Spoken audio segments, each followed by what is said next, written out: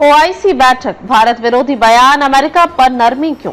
इस्लामाबाद, तुर्की के इस्तांबुल में हाल ही में संपन्न ओआईसी इस्लामिक सहयोग संगठन की विदेश मंत्रियों को परिषद सीएफएम की बैठक ने वैश्विक राजनीति में कई महत्वपूर्ण प्रश्न उठा दिए हैं। 57 सदस्य देशों सहित यह संगठन गाजा और ईरान पर युद्ध से जुड़े मुद्दों पर सख्त बयानबाजी करने के बावजूद अमेरिका के खिलाफ चुप्पी साधे नजर आया। इस गतिरोध ने पाकिस्तान के प्रमुख अखबार डॉन समेत वैश्विक मीडिया में तीखी आलोचना को जन्म दिया है। बैठक में जारी इस्तांबुल डिक्लेरेशन में गाजा युद्ध, ईरान, सीरिया और लेबनान से जुड़ी घटनाओं की गहरी चर्चा होकर इजरायल की नीतियों की कड़ी आलोचना की गई। डिक्लेरेशन में विशेष रूप से ईरान पर इजरायल के हालिया हमलों की निंदा की गई। दूसरी ओर अमेरिका द्वारा ईरान के परमाणु प्रतिष्ठानों पर हमलों को लेकर केवल चिंता व्यक्त की गई और इसे खतरनाक वृद्धि करार दिया गया, पर कोई ठोस निंदा या कार्रवाई की बात नहीं की गई। पाकिस्तानी अखबार डॉन ने संपादकीय में बड़े सवाल उठाए। क्या यह संगठन वास्तव में इस्लामी दुनिया का प्रतिनिधि है या इसे अपने महत्वपूर्ण सदस्यों की विदेश नीति बाध्यताओं का ध्यान रखना पड़ता है? कई ओआईसी सदस्य पश्चिमी वित्तीय संस्थानों पर निर्भर हैं और यह उन्हें अमेरिका की नाराजगी से बचाने के लिए नरम रुख अपनाने के लिए बाध्य करता है।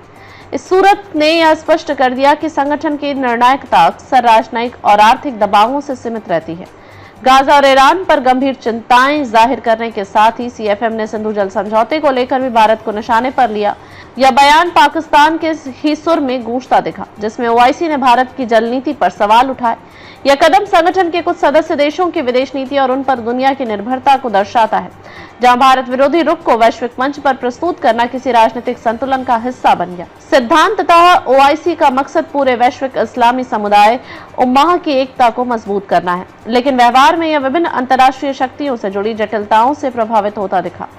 पाकिस्तान, सऊदी अरब, संयुक्त अरब अमीरात, मलेशिया जैसे राष्ट्र आर्थिक हितों और साझेदारियों को प्राथमिकता देते हुए प्राथमिक डेटा देने से गुरेज नहीं कर सकते। डॉन का कहना है कि ओआईसी की घोषणाएं अक्सर घोषणा देश ही रह जाती हैं, जिनका असल दुनिया में ज्यादा असर नहीं होता। ओआईसी के चिंता जताने वाले बयान ईरान युद्ध को रोकने में बहुत कम मददगार होंगे। इसी बहाने उन्होंने यह भी रेखांकित किया कि इसी तरह का हल्का रुख गाजा में बढ़ते संघर्ष पर कोई प्रभाव नहीं डालता।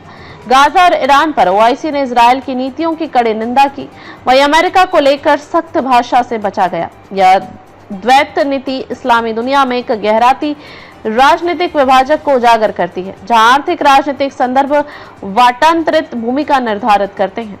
सवाल ये उठता है कि अगर ओआईसी कड़े सार्वजनिक बयानों से भी पीछे हटता है तो उसकी प्रभावशाली प्रतिक्रिया की क्या शक्ति बचती है?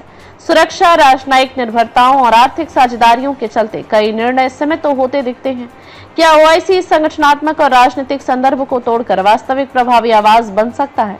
वैश्विक मंचों पर मजबूती से खड़े होने के लिए शायद उसे अपने कार्यकाल, निर्णय प्रक्रिया और निर्भरता को पुनः परिभाषित करना पड़ेगा।